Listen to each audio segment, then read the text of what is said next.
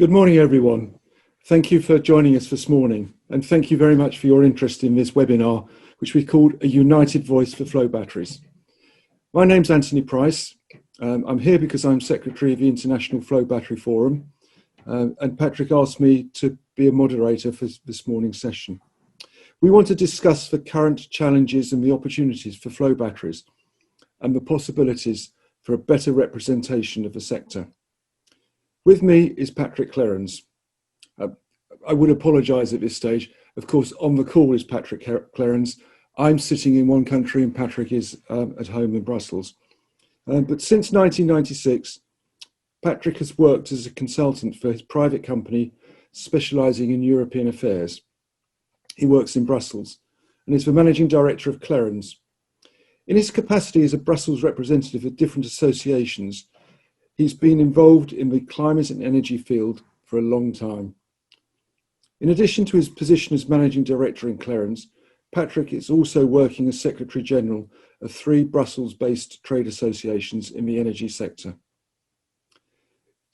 I would point out at this stage that we are recording this session for future use and for reference, so please do take a note of that. I've just introduced Patrick. Patrick, would you like to say good morning, please? Yes, hi, good morning, everyone. Very happy to see that so many dialed in. And I would just ask you to facilitate the identification of who is who by putting behind your name maybe your company, so that we have an understanding who you represent. So it would be nice if you are not in your own capacity to put this, when you go to participants, you can change on your own name and add the company and say how you want to be visible. Thanks, Anthony. Thank you very much. So I hope that we have an agenda on the screen that we can show you. We do, that's fine. So we're going to start this morning by discussing the state of the art for flow batteries. We'll look at what I think are some of the most important challenges and opportunities. After that, Patrick will provide an overview of the current European activities that may impact us in the world of flow batteries. At the end of the various presentations, we will have a round of questions and answers. Please unmute yourself to ask the questions to the moderators. In the second half of our event this morning, we will divide you into 2 breakout rooms to discuss either the need for R&D activities and the priorities for R&D funding for flow batteries, or in room B, what commercial, marketing and regulatory lobbying activities are required to support the industry. I will moderate the first room, while Alexander Schoenfeld from CellCube will be the moderator for room B. Many of you will know Alex, but just as an introduction for good order, let me point out that Alex is the Managing Director and the Chief Operating Officer for Enerox, which, under its brand name CellCube, is one of the major redox flow battery companies. Alexander previously worked in the startup world for Locomation, Anyline, and Unicos, which then rolled into Agreco. He's been commercializing new innovations and products for substation automation, for smart grid, mobility and energy storage, including selling and delivering more than 100 megawatts of lithium projects in the EMEA region. He began his career in the IT and energy division of Siemens and has held various management positions at regional and global level, predominantly in the energy generation and energy management area. Alex. Good morning, everyone, or good afternoon to the Asian side. Happy to have this webinar and facilitate the discussion about these topics. Thank you, Anthony. Thank you, Alex. If you have not already chosen a room, could you please contact the technical coordinator using the chat function to express your preference between room A, which is looking at research and development, and room B, which is looking at the market. Thank you. So it's now my turn to talk to you a little bit about the current position of the flow battery industry. So I've put together a few slides and I shall just talk through them now. and hope to stimulate the conversation later on. And we're very pleased that you're here today. Many slides often start with a date to remind us of what's going on. And today is I believe, the 250th anniversary of the baptism of Beethoven. So I hope that today will be equally a day to remember in the future of flow batteries. And energy storage, to my mind, is now really doing very well. But our concern is that flow batteries are not quite making the impact which we think it should do. Next slide. We can look at the energy storage industry, and we can divide electricity storage in many ways, and that's often useful as a means of classifying what technologies there are. And I'm sure that some of you will have seen analysis such as this, where we can just briefly say that technologies can be divided by their core mechanism for storing energy, whether it's mechanical, electrical, uses hydrogen, thermal, and indeed all of the electrochemical systems, which include batteries. And it's often useful to realise that you can then subdivide these sectors between what I call sealed systems and those which separate power and energy. Next slide, please, Daniela. And we can further classify our technologies by taking apart some of the functions and parameters. And this helps us define exactly where each technology may sit. And there are further classifications here, and we can see that some technologies claim better performance in one area than others. And one of the things that I've learned in my experience in the energy storage area is that the key to understanding energy storage is to look at a technology and work out what its unique selling points are. And then also look very hard and to understand where the Achilles heel is. And if you've got those 2 points, it then really helps you look at where the market is going, what the applications are, and how you can use the technology. And that is one thing which is constantly coming up when we are trying to compare the performance of one technology with another. And the next slide, please. But this is a graph which I've used personally for many years. I first published it back in 2003. You can find some early references to it. And every year, usually I change it a little bit and move technologies up and down. The further north, the further to the top of the chart, the more I consider the technology to be commercially available, to be commercially mature. And I think this is really one of the symbols of understanding where flow batteries are. We've got a technology which is proven, but it is not there at the top where flow batteries are commonplace. We can look at where lithium is now, the lithium ion technology. And when I first started producing this chart, the lithium ion technology was right at the bottom, and it was a thin, short red line. It's now quite a thicker red line, indicating that it's economically feasible to have many hours of storage associated with it. And we know that some lithium installations have grown to be more than 50 and close to 100 megawatts in size. And it's fast becoming the most predominant chosen energy storage technology. So let's have a look at the next slide, please. We'd like to understand where we've come from in flow batteries. And we started many, many years ago with the simple zinc chlorine technology. And this is one way of considering how the technology has evolved, because people have looked at different chemistries and different variations, and it's gone down different routes. But we now know that there are many, many different types of flow batteries, and this could be an advantage, or it could be one of the factors which limits its commercial appeal.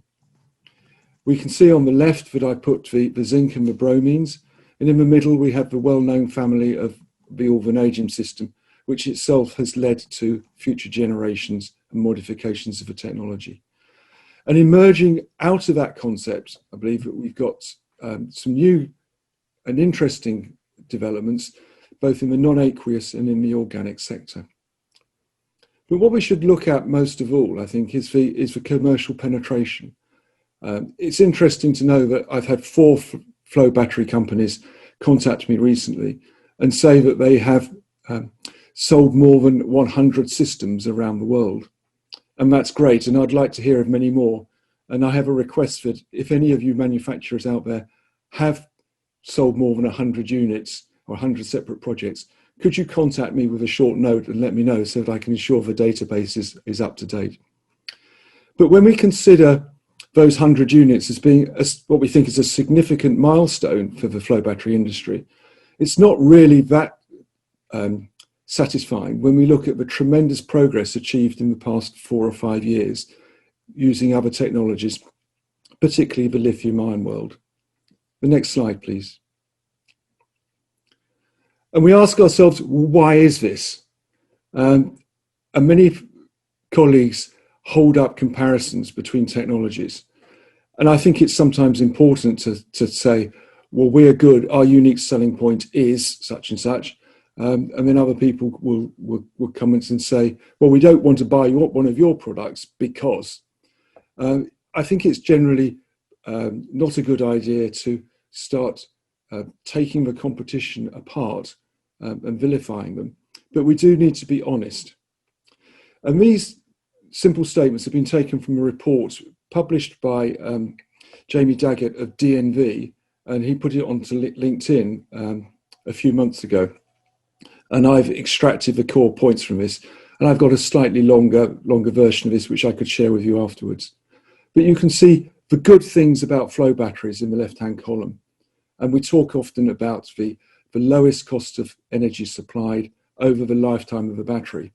And we believe that gives flow batteries a significant advantage. And in terms of operation, flow batteries are simpler because they have less complicated heat and thermal management. The bad parts about flow batteries are often seen by potential purchasers to be due to the understanding of the complexity of a balance of plant, typically a low gravimetric energy density, which means that flow batteries are usually most suited for stationary applications, and often a perceived low round-trip efficiency. And the next slide. And you were probably expecting that we would have the ugly. The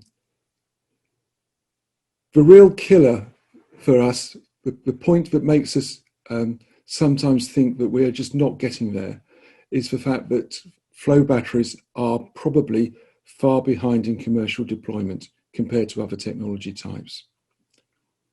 We have fewer sales.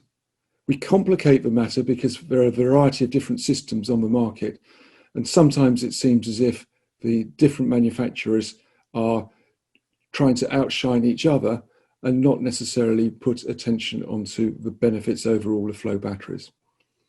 But underlying that is an understanding of a clear market and the perception that without operating experience, why would anyone want to buy a flow battery when they can buy a flow battery? When they can buy an energy storage system from a well-known manufacturer, which comes with a warranty and the reassurance that the system works because they've seen it in operation everywhere else.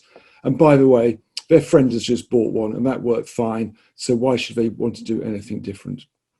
And the impact of that has been that we've fallen behind in commercial acceptability. And I think these are all related. And Patrick is going to, I'm sure, go on and talk to us about the perception at governmental level and the way that the impact of commercial understanding affects the whole industry right the way through to development and then earlier stage research. And the next slide, please, Daniela. But if I've been a bit bleak in my outlook, let me reassure you that there are many, many applications for flow batteries. The energy storage market is growing. It's huge. Besides the well-known markets for bulk energy storage, for moving wrong-time energy from times of peak production to times of peak demand, we see energy storage used at the mid-scale in distribution networks. We see an increased use of storage in microgrids. And of course, the whole realm of smart grids and smart networks causes the demand for energy storage to go higher and higher. It's also quite interesting that flow batteries have applications in other sectors. Our company itself, we're working in some of the mobile applications, looking at flow batteries on ships. And I know that there are considerations of using flow batteries as an energy vector in itself. And we have some very clever people looking at microflow. So there's a future for us in flow batteries. And the next slide, Daniela. But it's important to realize how far we've come and how far the energy storage market has come. When we first started with the Flow Battery Forum, it was very difficult to even get people to think about energy storage, let alone about a flow battery. But there have been various changes. And I have often suggested that the market for energy storage has a half-life of about 9 months before we move on to a new application. And so years ago, we saw energy storage primarily as a means of moving energy from one time of day to another, and that was to do with the differential in prices. And it wasn't a very, very satisfactory market because of the expense of the storage medium. And then clever people in the electricity utility industry realized that we could use storage in many more applications. We could use it as an alternative means of providing frequency response. We could offer line stability, use it for deferring distribution and transmission lines. And then there was a limited amount of use to support renewable generation. And I call that the generation 1 for renewables integration. That was mainly to do with wind power. The biggest competition for storage in those early days was the fact that there was a subsidy for renewables, typically a feed-in tariff. And that really meant that there was no need for individuals to put in energy storage because the network operated as a big battery. It was the removal or the downplaying of those feed-in tariffs and the move towards no subsidy, a subsidy-free solar in particular, that's led to generation 2 and renewable integration. And we're now seeing a really big increase in the amount of storage that is used on the network. And the lithium-ion industry has taken a great advantage of it. And we will hear later, I'm sure, about the support that's been given to development of other technologies, perhaps in preference to flow batteries. But we can see the changes in the market and the need to move towards longer duration energy storage. And that is of particular interest, I think, to our industry. So the next slide, please. I try to describe here that there's an enormous market for storage, and that's well known. And one of the responses to this has been a program of investment in building what we call gigafactories. This is primarily to build factories in the lithium-ion area, and countries have been falling over each other to try and offer incentives to set up manufacturing plants for lithium-ion batteries all across Europe and indeed across the world. There is concern that we may not have enough raw materials in the supply chain to meet all this demand. But really, I think one of the other key issues here is, can we actually build these batteries fast enough to meet the demand for decarbonisation? It's how long does it take to build a gigafactory and get it in production? And one of the benefits, I believe, of flow batteries is that it is relatively quick to build a flow battery factory. The supply chain is a lot simpler, and we should be able to move more energy storage out into the marketplace by acting quickly. The next slide, please. Just going back a little bit, we can see here a range of parameters and applications. And it's interesting to note that lithium-ion started off as a solution to portable power.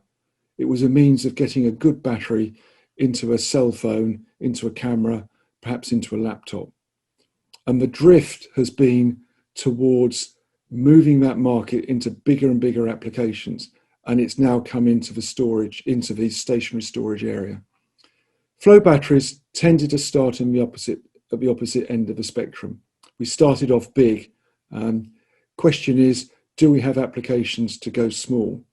So flow batteries are not just, I believe, a technology for a single application. They will cover a huge range of the energy spectrum.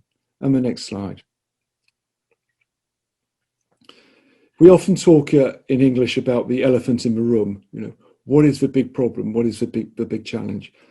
I think the big challenge is that the flow battery industry just isn't big enough.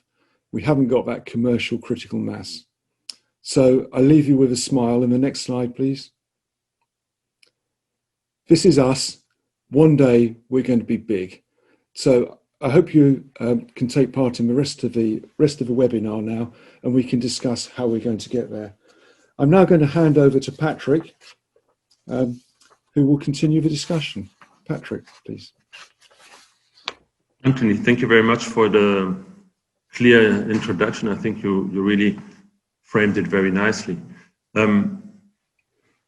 So I'm Patrick CLERENS. Anthony introduced me already, and today I want to show you a bit why I believe now is the right window of opportunity to move flow batteries up towards this more industrial production, the standardized production, and to demonstrate in a larger scale this flow battery technology as such. On the next slide, you see that we'll go through a very short one sentence about CLERENS as a company, then flow batteries in the European landscape, basically how the European framework will touch or does touch flow batteries. Then we will briefly touch upon the flow batteries as a unified voice, how this could be done, and then also why now. So the next slide shows you CLERENS. We were created in 91, so 30 years now, running around here. We have roughly 20 people working in this consultancy, so we're not a small, but we're not a huge one. And I would describe myself really specialized on energy and environment topics. That's what we do, and since quite some decades. Given the time, I will try to go to the point in this presentation to leave some room for the brainstorming and the discussion afterward, the Q&A. Please, next slide. So, for the ones who are not really aware, for the moment in Europe, we have the obligation to have 40% of CO2 reduction by 2030. This is a legal obligation, 40% CO2 reduction. And 32% of renewable energy sources in the final energy consumption. This is also a legal obligation. Both targets are until 2030. Given that the new commission outlined, so it's not so new anymore, but the von der Leyen commission outlined that they want to have the European Green Deal implemented, which has different facets, which has a facet to reduce even more CO2, we have now the proposal on the table, it's just a proposal, to go to 55% of CO2 reduction. This is huge. In 10 years' time, 55% reduction of CO2, knowing that we are around 20 for the moment compared to the 1990 baseline. And it will have a tremendous impact on the electricity, on the energy, but also on home heating and transport. So we have seen that the member states, which are united in the European Council, did agree to this target. They endorsed it. So the Commission proposed, the member states endorsed it. Now it's just the Parliament who actually wants to go for 60% CO2 reduction. Will have to agree to this. So I believe it's a done deal. The 55% will become a legally binding target in the next 10 years. And therefore, this is a stepstone on climate neutrality by 2050. And we see that the Commission is therefore accepting, and in all projection it is visible, that there will be more variability in electricity production, that there will be a need not only for one kind of storage, which are lithium-ion batteries, but they're looking for a lot of different technologies, which would have different applications. And for the moment, the Commission is putting money, big money. One of the funds you read maybe about 750 billion euros, which should be committed by 2023 on the recovery of the European Union. And they want to have energy storage projects also covered by this funding. They have put 1 billion euros a year on the so-called Innovation Fund, where energy storage is part, where they want to demonstrate low carbon technologies. They have the new Horizon Europe research framework deployed, where there are 84.9 billion euros looking to be spent. So you see there's a lot of money flowing around in Europe to move and to show that we achieve the carbon neutrality by 2050 and to support all necessary means which will be needed to get there. So for the moment, flow batteries are not really represented. And if you go to the next slide, you see that this is mainly due, as Anthony said, to the fact that flow batteries are not really penetrating the market. They're still too expensive, and I had a very a real wake-up call with Arnon recently, where he was telling me all the challenges flow batteries have still to overcome. And this is really, for me, the demonstration of this technology, the streamlining of this technology, the standardization of these technologies in order to get accepted, as Anthony said, and rolled out more easily, because it creates trust. On the next slide, you see that we have for the moment in Europe two activities on batteries. One is the so-called European Technology and Innovation Platform, which is helping the Commission to define in general where the research and demonstration priorities should be. This Batteries Europe, the ETIP Batteries Europe, is something which is strongly dominated by lithium-ion battery and cell manufacturing for lithium-ion batteries. We see another activity which is called the Batteries European Partnership Association, or BEPA, or the European Partnership on Batteries. And in this, the Commission has put down 900 million euros just for battery research and has ring-fenced this money and is spending this money following the content which is defined by the members of the so-called BEPA Association. And in this BEPA Association, you have a stakeholder group called Eurobat, which is a stakeholder group representing mainly lead-acid battery technology. And you have in there one stakeholder group which is called Recharge, which is mainly pushing for lithium-ion batteries. So they both push for their technologies, and they both push to have this 900 million euros spent on demonstration and research of their technologies. But there's no voice on the flow battery level at this BEPA saying, wait, not only lithium-ion and lead-acid, we also need to demonstrate and push for flow batteries. The only ones pushing for this in some way by trying to be neutral, technologically neutral, is EASE, the European Energy Storage Association, but there EASE has to look at all technologies and cannot push for one specific. So we need, if we want to get visibility and funding and demonstration and trust, to have an entity on European level to push for this in the European context. Can I have the next slide, please? This is clear. We have fragmented lobbying. Some lobbying is done by companies directly. I see Alex taking the scene when he can, and other companies doing this also. We see that the funding is geared mainly on lithium-ion batteries, and we see that there's no political, from the Commission coming, support for this flow batteries. Next slide, please. So basically, we wanted to look if it makes sense to create a united voice for the flow battery sector, and this is actually what we want to discuss in the breakout session, which will be very short, only 20 minutes. So in the breakout session, you need to make an elevator pitch. You need to really throw the reasons why you believe it should be done or not be done, and what should be looked at if we do it. On the next slide, please. You see that we have the International Flow Battery Forum, and this is an international body representing and coordination flow batteries. So I think we should keep this international body. But what is needed is a more complementary, local, regional representation who speaks to the politicians, to the decision makers. If you want to lobby the European associations and the European funding to get your demonstrators going, you need to have a European Flow Battery Association.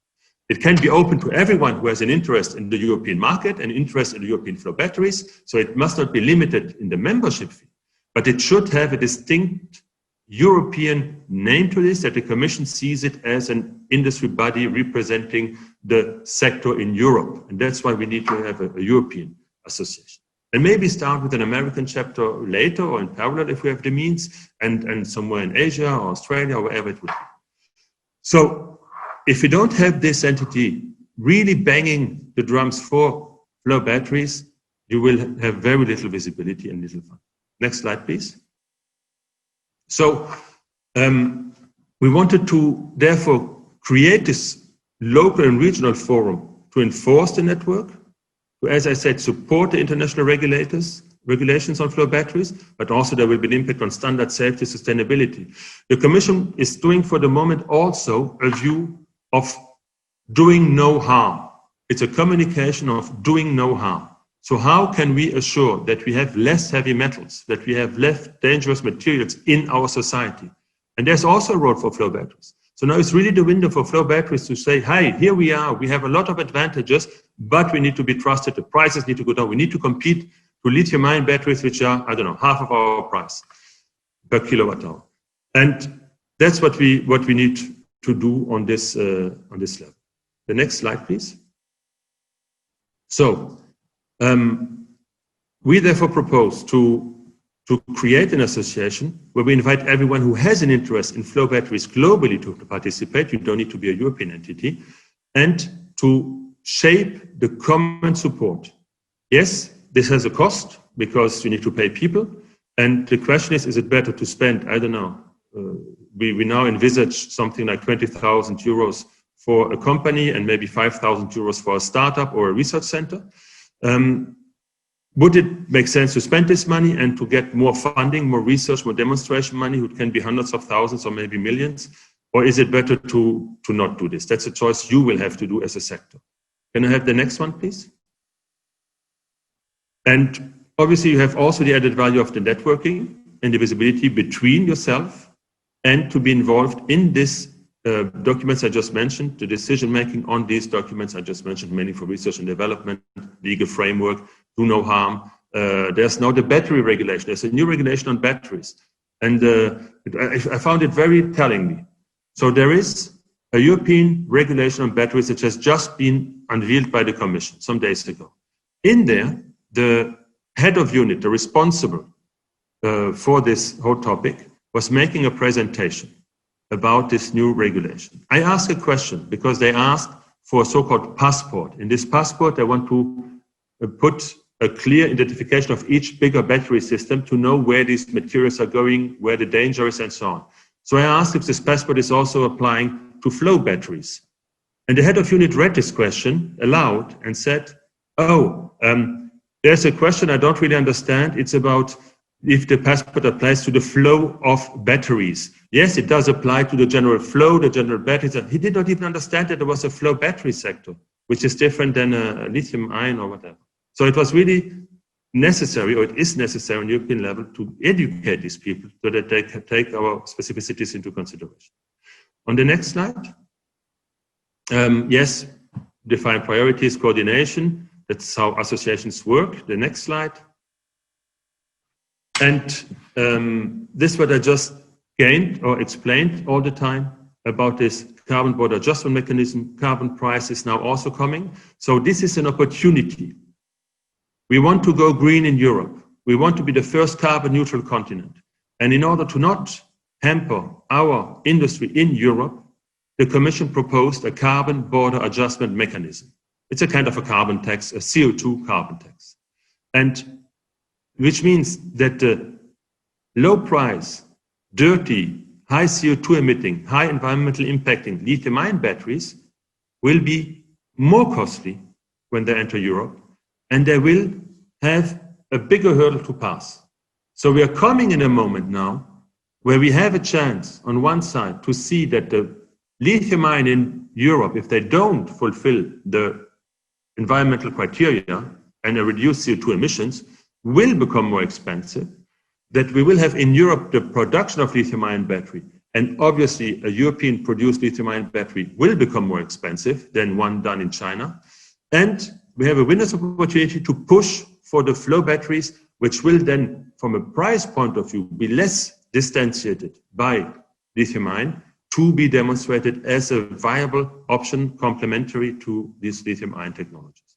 So that's why we believe we need a united voice for flow batteries in Europe now, at this moment, because now we have the discussion on the carbon border adjustment mechanism. Now we have the 2030 targets that has been defined. Now the Commission is having a lot of money, 700 billion euros for the recovery available to demonstrate technologies. And this windows of opportunity will stop in 23, because then all these 700 billion euros will be committed and spent already. Committed, not spent, sorry. So that's what we want to do. On the next slide. We're now finished this. I think we were a bit longer than foreseen, and I would invite for some Q&A now. So we are a small group with 30 participants, 31 participants, which is quite good. I wouldn't have expected this. We have another session this evening, Brussels time. I want now to open the mic and to reply to questions and answers if there are specificity, someone having some questions. Please, if you have questions, you're more than welcome to open your microphone and to start introducing yourself and then to ask these questions. Yes, good morning, everybody. Let me also put my video on. Thank you very much for those two presentations. My name is Olaf Konrad of Jena Batteries in Germany, a redox flow battery developer. I have one comment that I would like to sort of, as an add-on, which I think is highlighting one of the aspects that lithium batteries has in favor over us, and that is its strong alignment with the automotive industry, which is a key industry in Europe. And the flow battery has not an alignment as of yet with any of the leading industries in Europe, which, by nature of its technology, should be the energy sector industry in itself. And aligning with that industry then will give us further oomph in our discussions with all the stakeholders and shareholders. I do agree. It's really this that the Commission sees that we are now dependent on Middle Eastern oil, and we don't want to get dependent on Chinese batteries after this for the transport sector. So there's a real push for this transportation energy. But we will see that we need a real push also for larger scale storage and stationary storage, and there's a real need for this. I had an email exchange with one of the ladies in the DG Energy who was looking for the moment in this mainly lithium-ion batteries, and she says she wants to push now, and I talked a lot with her, and she says she wants to push now stationary storage as a main need in Europe, because this will be the next real hurdle we will have to have enough stationary storage available. So we have to align all of you. I do agree. One comment, if I may. Yes, Arno. Hi. Well, I'm currently a consultant in the flow battery, but my business is in the lithium ion. I'm running a lithium-ion battery startup company, but still my background is about over 10 years in flow batteries. I think the focus needs to be shifted a little bit, maybe. There's no question that large-scale storage will be mandatory. It's not if, but when and how much.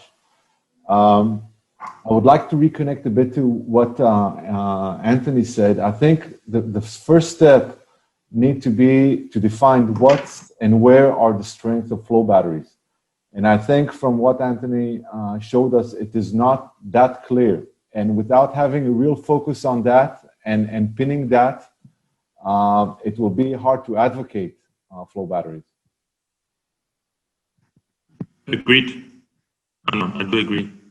That's why we really need to come together and push this, and also in a coordinated way and towards the decision makers, in my opinion. It's needed. Thank you for your remark. Please, anyone else? Yes, I would like to ask one, please. Burak, please go. Okay, so hello everybody, this is Burak Çağlar from SGL Carbon. I would like to ask one question. So we already explained that the lithium-ion battery producers are using the synergy from the EVs, from the electronic gadgets. So, and they bring the market up, and can we do the same with the solar industry and maybe wind energy, since they are getting the subsidies since they are already very well known and well established. So is that can be a way? I believe yes, and that's one of the reasons also why we push for stationary storage, because we have now in Europe subsidies are taken away from the renewable energy sources. They are fading out, and they are obliged to bid in the markets, in the day-ahead market. So they need to promise how much they will deliver the next day. And if they don't deliver what they promised to deliver, they pay penalties, huge penalties, because it's very expensive to as a balance responsible party, to not provide what you need to provide. And so we're seeing more and more interest from the solar and wind operators for larger scale storage. But this also includes hydrogen as a storage medium, but larger scale storage in general. Who didn't speak yet and wants to speak? I think, yes, please. Okay, Lena, maybe I can start. My name is Søren Bødker, and I'm a founder and CEO of Visblue. Yeah. Even though that we are a company that has almost sold 100 systems, we are pretty close, but we are still a small company. And that means that we also have some financing we need to take care of. And I think this unified voice is a very good idea. But I also like to bring up the elephant in the room, and that's something about financing this forum. And if I have to select between paying my employees' salary or go into this forum, I need to pay my employees' salary. So I think there is an issue that we need to talk about how we can handle that, because putting up 20,000 euros is a lot of money for a small company like mine, even though that we are selling on the market right now. So I think that is something that we need to discuss how to handle that. I agree with you that we need to have this unified voice. And we are coming out of Denmark, and I have some pretty good contacts, got some pretty good talks over the year with the ministry, and I have meeting with a lot of politicians in general. So I think we need to talk about how to handle that issue about how to finance this association. Thank you, Søren. I do agree that's the biggest issue if you create an association. If you have such a sector who's not really making a lot of money for the moment, and therefore needs to stump up even more money to make a representation. But on the other hand, if you participate in funded projects or get demonstration money or so on, this is paid back in a multiple time, but you still have to first to pay it and to come out with this. And it takes normally 2 years before such a money is flowing back from the European level in the participants of research programs or development projects and so on. So it's still to be done, and that's a real valid topic. But on the other side, if you don't have a person running around with the flow battery topic ahead on his head in Brussels, then you will not achieve to bundle the impact and to really have. If the Commission wants to know something about flow batteries, who should they call today? I 100% agree with you, but I think we need to figure a way how, if you want to have the masses into this consortium, we need to find a way of handling it, because we are pretty good at getting public money in Denmark and also in Europe, and have raised a lot of money based on that. So we are doing that, but I'm sure we can do a lot better. But I think we need to discuss how to handle it. Okay. Estivalis, you please, and then I would propose to go to the roundtables because we're starting to run a bit late. Okay, good morning. My name is Estivalis Crespo. I'm project manager in CAC Energigune, a research center in the Basque Country, Spain. We are involved in an European project related to redox flow and also in the deep batteries Europe. And one of the things that we have faced that it's really difficult to include redox flow technology in the work programs. We have been contributing to the roadmaps and also to the next Horizon Europe work programs. And each time that we were including redox flow batteries technologies, sometimes when they were coming the next version, that was deleted. So it means that other technologies, they are pushing more, they are doing more lobby to include the technology. That's what we are doing. And we are doing also like meetings at regional and national level with the governments and with companies. We are working really close with energy sector because they are our trustees in our foundation.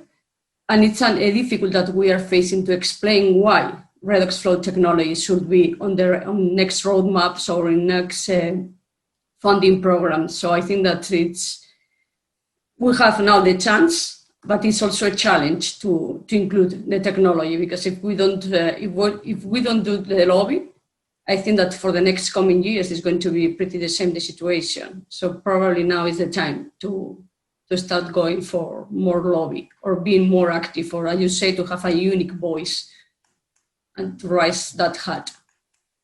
Yes, I do agree with you. Thank you very much. With this, I would propose to move to the breakout rooms. Did you all tell Paolo, who's the technical support, where you want to go? Then please, Paolo, put everyone in, and we will have a to the point, please, like an elevator pitch, saying bam, bam, bam, what's missing. We have not big time for big discussions, otherwise we will not have any main messages coming on. Please, let's get the magic done and move us around. We don't even need to stand up. Thank you very much. We're all muted. We have been muted again by joining the main room. So this means that we have now had our 2 breakout sessions, and we are slightly late in the agenda, but I think we're still fit in it. I would now invite the 2 breakout rooms. Let's start with A. So Anthony, to maybe give the main findings which you had in your room. Anthony, what is the main conclusions you had in your room? I think the main conclusion was that we needed to show that flow batteries were real, and that they should be taken as a good technology and given some space particularly within the EU projects. So therefore, a number of research priorities which came up, which demonstrated the viability of flow batteries, both in terms of its performance, their operation, their integration into systems, and also the importance of demonstrating large-scale working demonstrations. Sorry, repeating myself. I think that was a quick 2-minute summary. We've got a few detailed points which we can perhaps pick up in some written notes afterwards. Did you say anything about how we could potentially fund such an association? Because at the end it costs money and it's not growing on the trees. So we didn't necessarily discuss that, apart from the desire that if people were going to spend money and time in preparing bids for EU funding, but if there was a higher chance of success, and that applications weren't turned down because of prejudice amongst the assessors, that would bring its own reward. Okay, thank you, Anthony. Thank you. Alex, floor is all yours.